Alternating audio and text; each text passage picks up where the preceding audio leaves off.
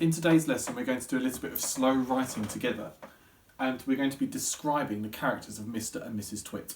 So to be successful in today's lesson, we're going to see if we can use the correct punctuation in simple sentences. We're going to see if we can use some adjectives to describe. We're going to see if we can use some subordinated conjunctions to write complex sentences, which is what we practiced yesterday. And we're going to see if we can write consistently in the first person.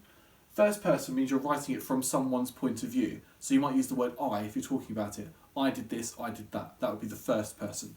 Third person is when you're doing it from someone else's. So you'd say he or she or they.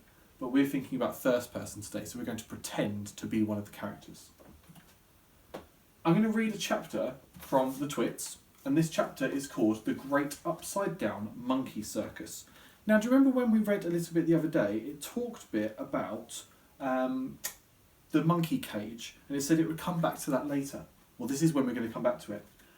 While we're reading this chapter, I want you to think about what the monkeys think about Mr and Mrs Twit, and how they would describe Mr and Mrs Twit. Okay? So, The Great Upside Down Monkey Circus is the next chapter. Now for the monkeys. The 4 monkeys in the cage in the garden were all one family. They were Mugglewump and his wife and their 2 small children. But what on earth were Mr and Mrs Twit doing with monkeys in their garden? Well, in the old days, they had both worked in the circus as monkey trainers. They used to teach monkeys to do tricks and dress up in human clothes and do smoke pipes and all the rest of that nonsense. Today, although they were retired, Mr Twit still wanted to train monkeys. It was his dream that one day he would own the first great upside-down monkey circus in the world. That meant that the monkeys had to do everything upside down. They had to dance upside down, on their hands with their feet in the air. They had to play football upside down. They had to balance on top of each other upside down, with Mugglewump at the bottom and the smallest baby at the very top. They even had to eat and drink upside down, and that's not an easy thing to do because the food and water has to go up your throat instead of down it. In fact, it's almost impossible. But the monkeys simply had to do it, otherwise they got nothing. All this sounds pretty silly to you and me. It sounded pretty silly to the monkeys too. They absolutely hated having to do this upside down nonsense day after day. It made them giddy standing upon their heads for hours on end. Sometimes the 2 small monkeys would faint with so much blood going to their heads, but Mr Twit didn't care about that. He kept them practising for 6 hours every day, and if they didn't do as they were told, Mrs Twit would soon come running with her beastly stick. Oh dear. So, if I was one of those monkeys, I certainly wouldn't think very, very highly of Mr and Mrs Twit. I think that they're a bit mean. In fact, I think they'd be very mean. So, what we're going to do today is a little bit of slow writing. We're going to see if we can describe Mr and Mrs Twit from the perspective of the monkeys. So we're going to have a go at describing Mr and Mrs Twit together. I'm going to show you one of my sentences, talk about what I've included in it, and then give you the chance to pause the video and see if you can have a go at doing it yourself. So let's look at my introduction. Can you believe these disgusting people? I can't believe I have to live in the same house as them. So in that sentence, I've started off with a rhetorical question. I'm asking the reader something, but I'm asking it from the perspective of Mugglewump or one of the other monkeys. And then I've said, I can't believe I have to live in the same house as them. That introduces the character straight away into the character's point of view. I'd like to pause the video now and see if you can come up with your own rhetorical question to ask the reader, and maybe say how you feel about Mr and Mrs Twit being your carers. Okay, let's move on to the next bit. In the next bit, I'd like to describe one of the characters, so I'm going to describe Mr Twit. Mr Twit is evil, stinky, and smells like rotten eggs. He has a gross, thick beard which is so matted because it is filled with crumbs and goo from his dinner. How horrible. I started off my sentence there, or my section there, with a sentence which was a list sentence which we practiced yesterday. I said that he is evil, stinky, and smells like rotten eggs, and I used a comma to separate that. I talked about his beard, and I said that it's matted because it's filled with crumbs and goo from his dinner. So I've explained in more detail a little bit about his beard. And then I finished with an exclamation of how horrible.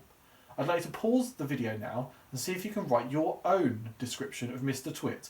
Maybe you could try and use some of the features that I've used.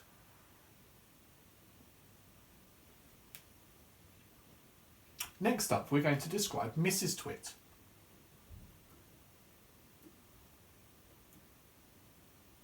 Mrs Twit was just as awful. She has a wonky walking stick because she hobbles around. Her eye is made from glass, and she is uglier now than she has ever been before. She had horrible thoughts, so she became more and more horrifying to look at. I've used some really lovely adjectives there. I've used uglier to describe that she's the worst out of everyone. She's had horrible thoughts. She's horrifying to look at. A wonky walking stick. And I've said that her eye is made from glass. There's lots of description in that. Oh, I used the word awful as well in my first sentence. I've talked a little bit about what Mrs Twit is like, and I've also explained using some conjunctions to add a bit more detail. Again, I'd like to pause the video and see if you can have a go at describing Mrs Twit.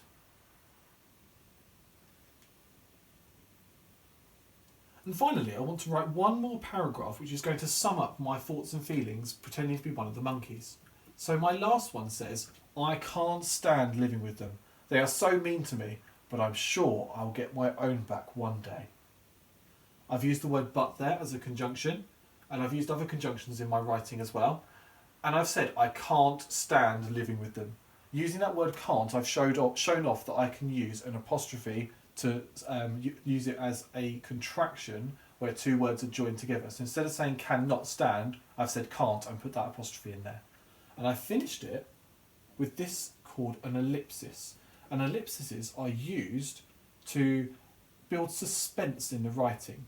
So something might happen later on where they'll get their own back, but I'm not giving anything away. So I'm putting ... which is an ellipsis, to show that something might happen next.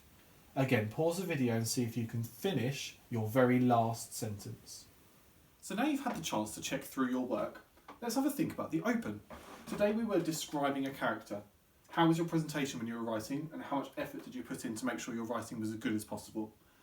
Have a think about your next step. Did you use the correct punctuation when you checked through? Did you use adjectives to describe? Did you use some subordinated conjunctions to write complex sentences? And did you write consistently in the first person? If the answer to all of those questions is yes, you did all of those, just have a think about what would make your writing even better if you were to do it in the future. Again, I'd love to see some of this writing end up on DB Primary, so if you'd like to either type it up or take a photo of what you've done and upload it and put it on your blog, I'll be able to have a look at that, and that'll be fantastic.